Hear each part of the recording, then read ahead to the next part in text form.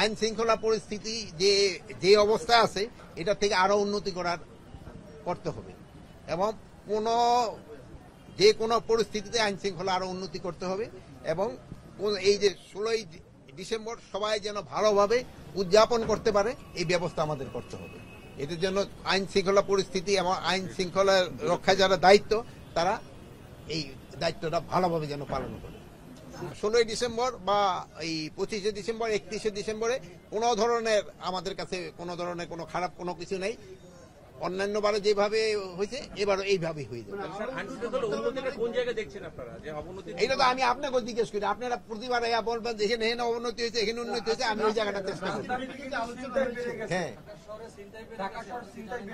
ঢাকা শহরে একটু ছিনতাই বেড়ে গেছে, এই জন্য আমরা পুলিশের ইনস্ট্রাকশন দিয়েছি শেষ রাতে সাধারণত ছিনতাইটা হয়, শেষ রাতে যেন পেট্রোলিংটা বাড়াই দেওয়া হয়, শেষ রাতেটা একটু বেশি হয়।